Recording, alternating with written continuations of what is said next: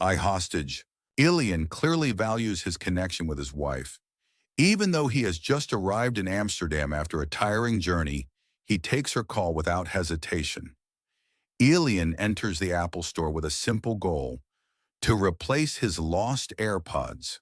At the same time, other customers engage in their own errands. The scene reflects everyday life.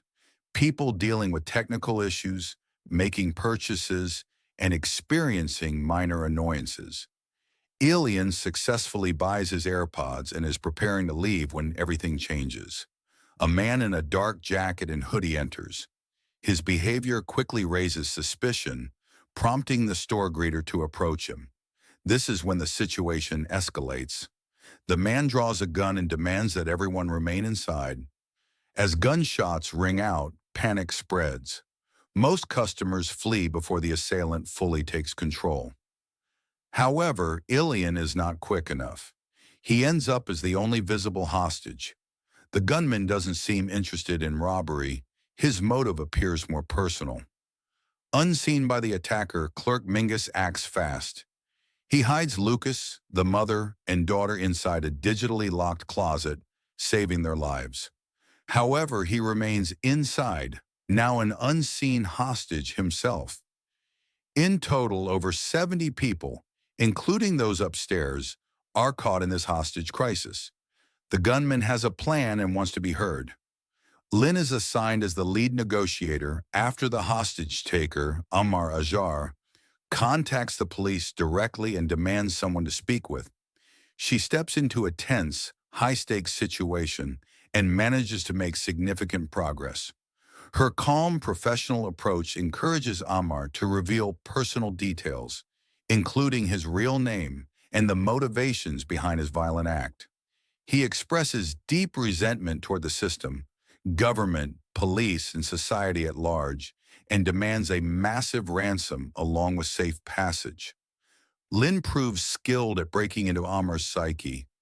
Her methods reveal his emotional state, his sense of injustice, and his desire for recognition. However, despite her efforts, she cannot push him toward surrender. The situation remains fragile and dangerous, made worse by the presence of explosives and the pressure of public safety. The turning point comes when Ammar spots the laser from a sniper rifle aimed at him. This moment destroys any remaining trust. Ammar sees it as a betrayal, a sign that the police are not taking his demands seriously. Following this, Ammar explicitly demands that Lynn be replaced with a male negotiator. His request is not based on logic, but on bias and mistrust. The authorities comply, not because Lynn fails professionally, but to prevent further escalation and protect the hostages. While in hiding, Mingus does not stay passive. He contacts the police and provides valuable information. His knowledge of the store's layout proves vital. Using his directions, the police are able to plan a discreet route and rescue the 70 civilians trapped on the upper floors. Mingus ensures that none of this triggers suspicion from Ammar. His heroism continues when one of the people in the closet falls sick. Mingus once again contacts the police, who connect him with a medical expert. The woman is having a panic attack, not a heart attack, and Mingus follows instructions to calm her down. However, unlike a typical terrorist, Ammar never harms anyone directly. He provides water when asked and remains cooperative to an extent. His bomb jacket turns out to be fake, hinting that his goal might not have been mass destruction, but rather attention. A final, dramatic act to make people listen. The situation turns when Ilian pretends to struggle while picking up water bottles. Ammar bends down, puts his gun aside, and unknowingly creates an opening. Ilian escapes and runs toward the police. Ammar follows, but a tactical vehicle hits him to prevent a risky shooting.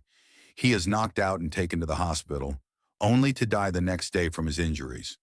Along with Mingus and the other hostages, he is rescued, and no civilian lives are lost. In the end, Ammar dies with his true intentions unknown. and Ilian lives on, perhaps with questions that can never be fully answered.